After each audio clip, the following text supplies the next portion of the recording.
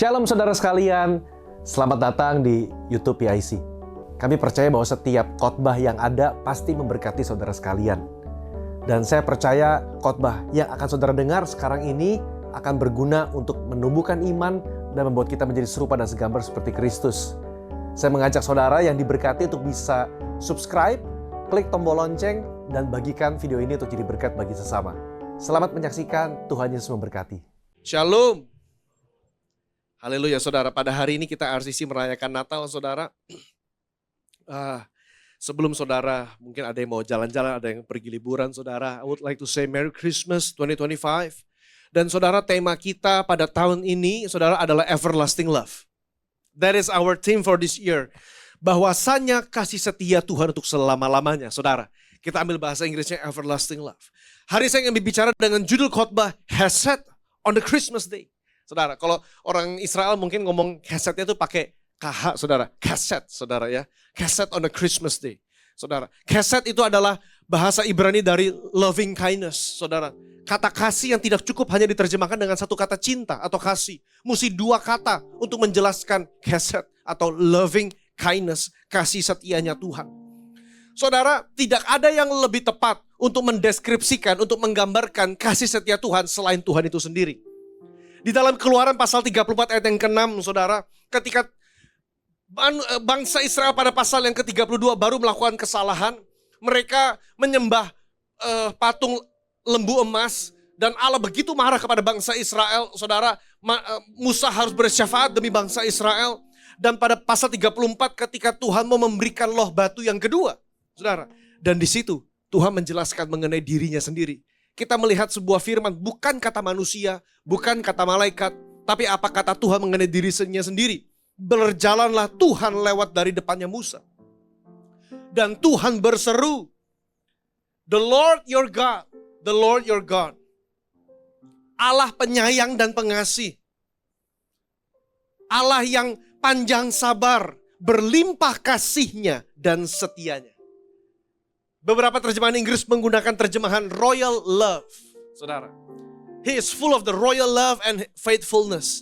Berlimpah kasihnya dan setianya. Kata kasih di situ bukan diterjemahkan dengan kata saudara hanya love, tapi diterjemahkan kata keset. Artinya apa saudara? Kasih setia. Hari ini kita mau merenungkan, kita mau berbicara mengenai kasih setia Tuhan. Saudara, kasih setia, keset saudara, adalah artinya cinta yang digabung dengan kesetiaan. Cinta yang digabung dengan pengorbanan, cinta yang digabung dengan kemurahan hati. Saudara, gak cukup hanya dengan satu kata. Saudara, kita hari ini mau merenungkan bahwa Allah berkali-kali mengasihi umat manusia sekalipun kita menolak Dia. Saudara bayangkan berapa banyak, berapa sering kita berdosa kepada Tuhan. Berapa sering kita berdosa minta maaf sama Tuhan. Berapa sering, berkali-kali tiap tahun, tiap bulan, tiap minggu, Lord, I fail you. Aku gagal Tuhan. Tuhan, aku udah janji sebetulnya gak mau melakukan dosa itu lagi, tapi aku gagal. Tuhan, aku janji gak mau lagi ngomong kasar, tapi aku gagal. Tuhan, aku berkali-kali Tuhan udah berjanji mau menaati perintah Tuhan, tapi aku gagal. Saudara, puji Tuhan, kasih setia Tuhan bukan seperti kasihnya manusia. Kasihnya manusia, kalau kasihnya manusia tergantung dari apa yang saudara dan saya dapatkan dari orang. Tapi kasih setia Tuhan tidak tergantung dari manusia. Kasih setia Tuhan adalah karakternya Tuhan. Saudara, kalau kita bergantung pada karakternya Tuhan, maka keselamatan kita terjamin saudara. Kalau kita bergantung pada karakternya Tuhan, maka hidup kita saudara tidak terombang-ambing saudara oleh apa? Oleh kelemahan saudara dan saya. Bahkan ayat yang terkenal yang sering dibacakan dalam bulan Jumat Agung. Roma 5 ayat 6-8 nanti juga ada. Ketika kita masih berdosa, Allah mati bagi kita. Artinya Allah mengasihi saudara dan saya bukan tergantung dari apa yang saudara dan saya lakukan. Allah mengasihi saudara dan saya bukan tergantung dari apa yang saudara perbuat. Bahkan gak tergantung dari seberapa saudara berdoa. Bahkan gak tergantung dari seberapa saudara bersedekah. Bahkan gak tergantung dari seberapa saudara datang ke gereja. Bukan, karena ketika kita masih berdosa, Dia telah mati bagi Bapak, Ibu, dan saya. And that is Christmas. Saudara lihat pola dalam perjanjian lama. Yang pertama, Kasih setia Allah di dalam Gunung Sinai. Saudara, polanya selalu begitu. Umatnya tidak setia, lalu ada penghakiman, walaupun penghakimannya ditahan Tuhan karena kalau enggak habis satu bangsa, dan dia memperbaharui perjanjiannya dengan umat manusia. Lihat kasih setia Tuhan. Saudara, dalam Keluaran pasal 32, Harun membuat patung lembu emas. Oh, Tuhan marah. Tuhan bilang sama Musa, Musa, pisahkan dirimu dari bangsa ini. Aku mau menghancurkan, mau membinasakan semua. Musa bersyafaat demi bangsa Israel. Lord, I plead. Lord, I intercede. Demi bangsa ini Tuhan, jangan sampai nanti kita dipermalukan oleh bangsa Mesir. Oh, rupanya bangsa Israel dibawa ke padang gurun untuk dibinasakan oleh Allahnya. Saudara, ayat 14, dikatakan Allah menyesal telah merancangkan malapetaka atas bangsa itu. Saudara, Allah menyesal. Saudara, see, there is something about our God yang buat saya itu beda dari Allah yang lain. Kenapa? Karena Allah yang kita sembah adalah Allah yang merespon kepada seruan doa Bapak, Ibu, dan saya. Dari kacamata manusia, Allah menyesal. Tapi dari kacamata surga, Allah bukannya menyesal. Karena dia berdaulat atas semuanya. Tapi dia meresponi doa saudara dan saya. He responded. Saudara. Dia menahan penghakimannya. Karena saudara lihat dalam ayat ke-35, dia menulahi bangsa Israel. Tapi itu jauh dari penghukuman yang dia mau berikan kepada mereka. Dibinasakan semua. Dia menulahi mereka. Dan saudara tahu, Keluaran 34 ayat 1 sampai 10, ayat yang tadi kita baca. Dia berkata kepada Musa, Musa, aku itu orangnya panjang sabar. Aku tuh Allahnya penyayang dan pengasih. Aku berlimpah kasihnya. Aku berlimpah setianya. Saya mau katakan saudara, Allah itu berlimpah kasih setianya.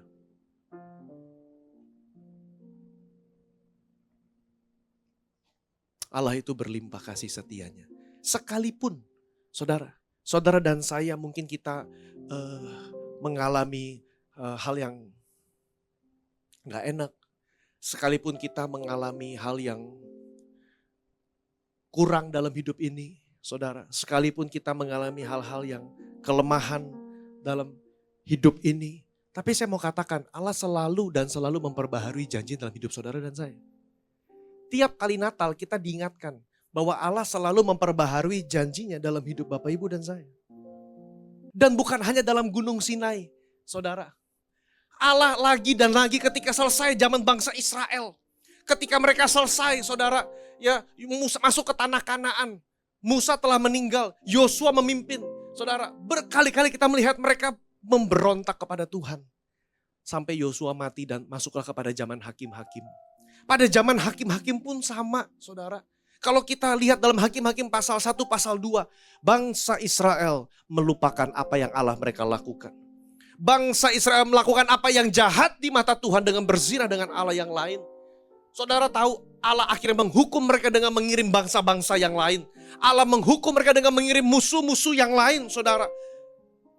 Hakim-hakim 2 ayat yang ke-16. Dikatakan Allah mengasihani mereka. Saya bacakan bagi Bapak Ibu. Ini karena ayat bagus. Saudara kalau punya Alkitab kita buka Hakim-hakim pasal yang kedua ayat yang ke-16 saudara. Perhatikan. Lalu Tuhan membangkitkan hakim-hakim yang menyelamatkan mereka dari tangan perampok itu. Padahal Tuhan yang kirim musuh. Tapi Tuhan juga yang membangkitkan para hakim untuk menyelamatkan mereka dari tangan para perampok. Ayat yang ke-17. Namun para hakim itu tidak mereka hiraukan. Can you imagine? God has sent them a savior. Bukan a savior, saviors. Banyak penyelamat. Hakim-hakim gak cuma satu saudara. Tapi lagi dan lagi. Ketika mereka dikirimkan penyelamat, lagi dan lagi. Mereka berzina dengan mengikuti ilah-ilah lain dan sujud menyembah. Mereka segera menyimpang dari jalan yang ditempuh oleh nenek moyang mereka. Yang mendengarkan perintah Tuhan. Mereka tidak berbuat seperti nenek moyang mereka. Natal tahun ini, saya mau share Bapak Ibu. Sekalipun saudara tidak setia, Dia adalah Allah yang setia. Hubungan kasih antara Tuhan Yesus dengan gereja dilambangkan antara hubungan suami dengan istri. Itu udah banyak ayatnya. Saudara kalau datang ke pemberkatan nikah pasti bicara. Kasih Yesus dari mempelai laki-laki dia mengasihi mempelai wanita yaitu gerejanya. Maka dikatakan, hai suami, kasihilah istrimu sebagaimana Tuhan mengasihi umatnya.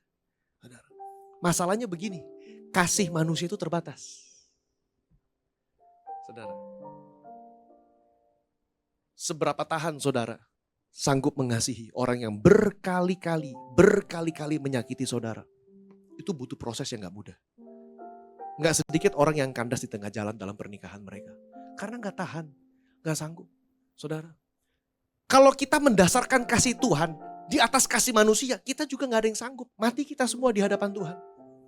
Wah, 5 tahun lalu lagi COVID kita nyari Tuhan. Waduh, kita doa, datang kul, cari gereja, datang komsel. Lagi bisnis, lagi anjlok. Waduh, kita datang menara doa, datang kubu doa, kita puasa, kita doa, kita muji nyembah Tuhan, pasang lagu Kristen segala macam. We seek the face of the Lord. Tapi setelah kita diberkati, setelah kita dapat berkat, setelah kita dapat mujizat, mulai lupa sama Tuhan, saudara. Tapi saya mau kasih tahu, ketika kita lupa pun Allah tetap mengasihi saudara dan saya. Itu namanya kesed. Itu namanya kasih setia. Saudara, perhatikan ayat yang ke-18 saya bacakan. Setiap kali Tuhan membangkitkan seorang hakim bagi mereka, Tuhan menyertai hakim itu dan menyelamatkan mereka dari tangan musuh mereka. Kenapa? Sebab Tuhan berbelas kasih mendengar rintihan mereka di hadapan orang-orang yang menindas mereka. Padahal yang menindas pun Tuhan yang kirim. Karena ini bangsa tegar tengkuk gak mau bertobat. Tapi tiap kali mereka ditindas dan mereka berseru kepada Tuhan, Tuhan punya belas kasih. Tuhan ingat perjanjiannya dengan Allah Abraham, Ishak dan Yakub. Saudara. Dan Tuhan kembali mengirimkan penyelamat. Itu namanya kesed. Saudara. Hari ini, saudara lagi jauh dari Tuhan. Dan saudara berkata, Tuhan, apakah mungkin saya masih bisa kembali? Apakah mungkin saya masih bisa diterima Tuhan? Apakah mungkin Tuhan saya sudah hancur banget? Saya mau katakan, tidak ada dosa yang terlalu merah untuk Tuhan hapus menjadi putih seperti salju. Tidak ada dosa yang terlalu besar, yang terlalu dalam untuk tidak Tuhan buang sedalam tubir-tubir lautan, saudara. Nggak ada orang yang terlalu jauh dari anugerah dan kasih Tuhan, saudara. Saudara tahu cerita bangsa Israel? Next slide. Habis hakim-hakim mereka nggak bertobat. Mereka malah menyakiti hati Tuhan, mereka minta raja. Waduh, Tuhan bilang sama Samuel, Samuel bukan kamu yang mereka tolak, aku yang mereka tolak. Mereka nggak mau aku jadi raja, mereka minta raja. Dan saudara lihat ceritanya ya, 1-2 raja-raja, 1-2 tawarik, saudara. Hancur, tiap raja jahat di mata Tuhan. Tiap raja makin lama makin hancur, makin lama makin hancur. Saudara, ini saya cuman ngerangkum aja ini. Saudara, ya. Pada ujungnya Yerusalem harus hancur. Saudara. Karena Tuhan bilang, kamu ini bangsa yang tegar tengkuk. Dinubuatkan oleh Habakuk, oleh Yeremia, oleh kitab Mika, saudara. Ya, kitab Nahum, saudara. Kitab Obadja, saudara. Banyak kitab Hosea, saudara. Saudara kalau baca kitab Hosea, Hosea diminta untuk menikahi dengan seorang perempuan sundal, saudara. Kenapa? Karena kata Tuhan, itulah kasihku kepada bangsa Israel. Mereka menyundalkan diri dengan ilah-ilah lain, tapi aku tetap mau menikahi mereka. Betapa besar kasih Allah dalam kehidupan Bapak Ibu dan saya. Makanya kita gak boleh bilang, aduh aku gak layak. Aduh aku gak ke gereja dulu deh, lagi dosa. Saya mau katakan justru ketika saudara lagi berdosa, saudara butuh mengalami kasih Tuhan.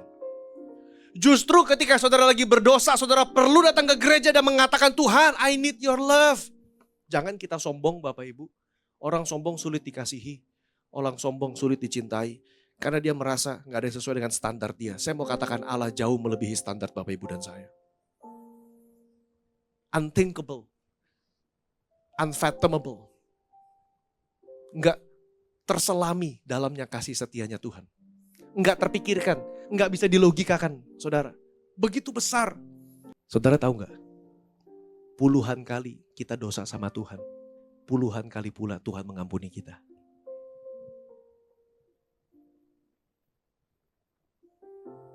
Pak, saya nggak bisa mengasihi istri saya. Orang kayak dia nggak layak dikasih. Saya mau katakan kita juga begitu. Kalau kita mengasihi orang, atau istri berkata kepada suaminya, ini orang nggak layak dikasih. Segala macam. Saudara. Kemarin siang itu kita tim baru pulang dari Pulau Bangka, Bapak Ibu. Kita baru melayani sekolah kita yang ada di Pesaren, di Bangka. Di sana ternyata banyak keluarga muda, seumuran saya. Beberapa udah gak punya pasangan, saudara. Saya nanya, kemana bapaknya? Udah gak tahu, Pak. Bodoh amat. Gitu, saudara. Saya nanya sama bapak gembalanya, Pak, ini orang-orang datang ke gereja gak? Ya datang, Pak. Seperti angin barat, kadang datang, kadang enggak. 6 bulan dia ke gereja, 6 bulan dia kagak. Kita ajakin, ayo Pak, ada KKR, ada ibadah Natal kemarin. Ya. Ya mungkin datang cuma karena door prize, saudara, dapat kipas angin. Tapi saya merenungkan, itulah kita kepada Tuhan. Berkali-kali kita menyakiti hati Tuhan, tapi berkali-kali pula Tuhan mengasihi saudara dan saya. Lihat Yerusalem. Tuhan udah kesal sama Yerusalem, dia mau dihancurkan. Dan betul ditawan oleh Babilonia, saudara. Bahkan dalam kitab Ratapan digambarkan Yerusalem, kamu adalah kota yang sangat berdosa sehingga najis adanya. Waduh, saudara. Kitab Ratapan pasal 2, Allah memutuskan untuk memuingkan kamu, menghancurkan kamu, meluluh lantahkan tembok-tembok Putri Sion. Tapi dalam Ratapan pasal 3, kita ketemu ayat yang luar biasa.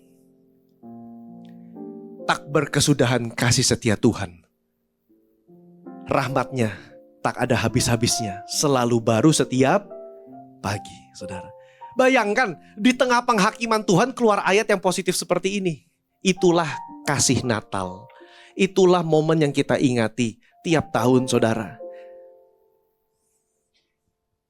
Next, lihat polanya, saudara. Dari perjanjian lama sampai perjanjian baru, polanya begitu. Saudara, ya, bagaimana Allah meresponi kegagalan manusia itu tidak dengan menarik diri. Saudara, Allah meresponi kegagalan manusia dengan apa, saudara? Dengan dia memperbaharui perjanjiannya. Saudara. Ya. Lukas 1:72. Zakaria, papanya Yohanes Pembaptis. Dia berkata, untuk menunjukkan rahmatnya. Saudara, kasih setia diterjemahkan ada mercy, eleos, ada charis, ada grace, saudara. Ya. Untuk menunjukkan rahmatnya kepada nenek moyang kita dan mengingat akan perjanjiannya yang kudus. Saudara, ternyata turun-temurun apa yang dikatakan oleh Zakaria, penggenapan dari kitab Mika. Saudara, Tuhan, tunjukkanlah kasih setiamu untuk kami dan keturunan kami selama-lamanya. Dan itu terwujud dalam pribadi Yesus Kristus, full of grace and truth. Itu yang kita peringati. Next, saudara. Tiap kali saudara gagal dalam hidup ini, Allah gak mundur dari saudara. Pasangan kita bisa mundur. Orang terdekat kita bisa mundur. Bestie kita bisa mundur. Saudara, orang lain bisa mundur. Saudara, tapi Allah gak pernah mundur. Tiap kali saudara menjauh dari dia, tiap kali pula dia mendekat kepada saudara. Itu namanya keset. Makanya Paulus berkata, siapa yang bisa memisahkan kami dari kasih Kristus? Kematiankah? Bencanakah? Musibahkah? Perpedangkah? Nggak ada. Nothing can separate us from the love of Christ. Nggak ada. Saudara, karena tiap kali kita mundur, tiap kali kita dosa, tiap kali kita mau keluar, Tuhan mendekatkan diri. Saudara. Kenapa dia melakukan itu? Saudara. Kenapa dia melakukan itu? Next, 1 Yohanes 4 ayat 8-9 berkata begini, because God is love. Tidak dikatakan dalam ayatnya God loves you. Enggak, God is love. Mari saudara kita renungkan sebentar ayat ini. God is love. The Bible does not say that God loves you only. Enggak, God is love. Seluruh keberadaan dirinya adalah kasih.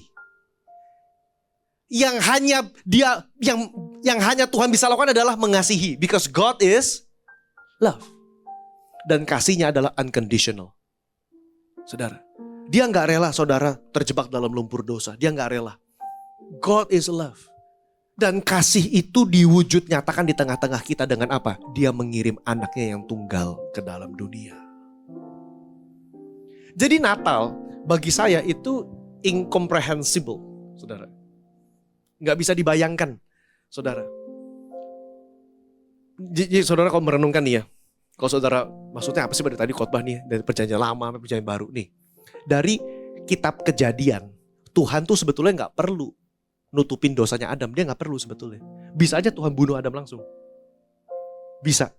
Tapi Tuhan membunuh binatang, lalu dia menaruh cawat untuk menutupi ketelanjangan Adam dan Hawa. Tuhan gak perlu sebetulnya, saudara. Ketika Musa, bangsa Israel tegar tengkuk, Tuhan mau binasakan dia. Tuhan bisa binasakan. Dan Tuhan mau. Tapi enggak, saudara. Karena Musa berkata, Tuhan, bukankah engkau Allah yang baik? Dan Tuhan menahan. Dan dia kembali mengasihi umatnya. Di zaman Nuh, aduh Tuhan kesal banget sama bangsa, satu umat manusia, saudara. Tapi dia selamatkan Nuh. Dia kasih pelangi sebagai tanda aku tidak akan kembali menghakimi manusia dengan air bah. Berkali-kali. Dari zaman hakim-hakim, kitab raja-raja, kitab para nabi, sampai kepada penggenapan Natal. Akhirnya dia bilang begini, udah deh, saya kirim utusan nabi, semua dibunuh. Mungkin kalau saya kirim anak saya, mereka mendengarkan. Tapi ternyata enggak juga, saudara. Anak sang empunya surga dibunuh juga sama manusia. Tapi Allah tetap, dia enggak bisa stop mengasihi saudara dan saya. Makanya ada lagu judulnya Reckless Love.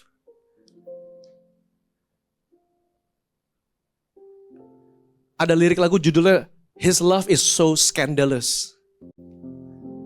Saudara, gak bisa dibayangkan. Natal berbicara mengenai diri kita yang gak layak, tapi dikasih oleh Tuhan. Tiap kali saudara mengalami kesulitan mengasihi pasanganmu, tiap kali saudara kesulitan mengasihi anakmu, engkau kesulitan mengasihi orang tuamu, engkau kesulitan mengasihi mertuamu, ingat, kasih setia Tuhan gak pernah habis-habisnya. Ingat, kasih setia Tuhan gak pernah habis-habisnya. Next, saudara, dia mengasihi kita unconditional. Roma 8:38-39. Gak ada yang bisa memisahkan kita dari kasih Kristus. Gak ada. Nothing. God's love for us is uncaused. Apa artinya uncaused? Gak ada alasan. Coba saudara pikir, kita bisa punya alasan untuk mengasihi istri kita. Ya, saya sayang sama kamu karena 1, 2, 3, 4, 5.